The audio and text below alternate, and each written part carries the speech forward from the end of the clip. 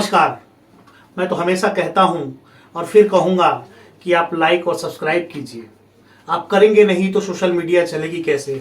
क्योंकि अब अगर देखा जाए तो यही तो आवाज़ है जो आपकी ताकत बनी हुई है। और एक्सट्रीम मीडिया की हालत तो आप देख रहे हैं कि वो एक्सट्रीम मीडिया जो है वो गोदी मीडिया बनती जा रही है। हम निष्पक्ष बोलना जानते हैं, इसलिए आपके समर्थन की ज़रूरत समझते हैं और आप हमें समर्थन देते रहिए। खैर, आइए अब मुद्दे की तरफ बढ़ते हैं। और मुद्दा इस समय पूरे देश में गर्म हो चुका है। गर्म है नुपुर शर्मा को लेकर के।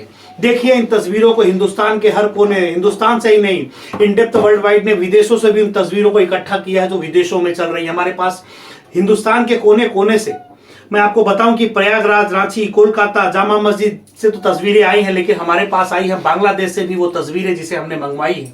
वहां पर लाखों का सैलाब सड़कों पर है। नुपुर शर्मा के विवादित बयान, पैगंबर को लेकर के जो उन्होंने विवादित बयान दिया, उसको लेकर के पूरे देश में हल्ला मचा था और वो हल्ला विदेशों में पहुंचा। ये सड़कें, ये देखिए आप, विदेशी, ये बांग्लादेश की तस्वीरें हम आपको दिखा रहे हैं अपनी स्क्रीन पर। और अभी साध्वी को भी सुनिए।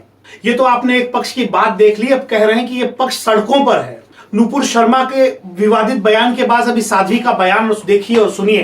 जुम्मा इबादत का दिन न होकर आतंक का दिन होता है।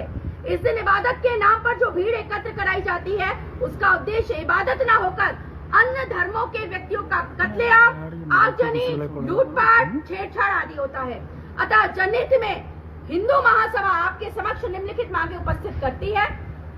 पहली, जुम्मे की नमाज के दिन छोटी मस्जिदों में 10 एवं बड़ी मस्जिदों में 25 से अधिक व्यक्तियों के एकत्र होने पर प्रतिबंध लगाया जाए, यानी सामूहिक नमाज पर तत्काल प्रभाव से प्रतिबंध लगाया जाए। जुम्मे के दिन वैमनस्यता फैलाने एवं राष्ट्र विरोधी तकरीरें देने वाले मौलानाओं एवं मुफ्तियों के खिलाफ राष्ट्रीय सुरक्षा कानून के अंतर्गत कार्रवाई तुरंत अमल में लाई जाए। जुम्मे के दिन, तीसरी मांग है हमारी, जुम्मे के दिन जिस मस्जिद से तकरीर के बाद दंगा होता है, उस मस्जिद को बुलडोजर से ध्वस्त कराया जाए। उपरोक्त मांगों की पूर्ति शीघ्र ही सुनिश्चित की जाए। महामंडलेश्वर अन्नपूर्णा भारती पूजा शकुन पांडे, हिंदू महासभा राष्ट्रीय सचिव के साथ। इस साध्वी का कहना है कि बड़ी मस्जिदों में 25 लोग और छोटी मस्जिदों में 10 लोग ही नमाज पढ़ेंगे, और जो मस्जिदें विवादित हैं उन पर बुलडोजर चला दो। भाई, चलाना भी चाहिए क्योंकि सत्ता आपकी है और बुलडोजर तो आपका ही है, आप चलाइए। लेकिन सोचिए कि देश में ये जो सैलाब उमड़ा है, ये किस दिशा में जा रहा है।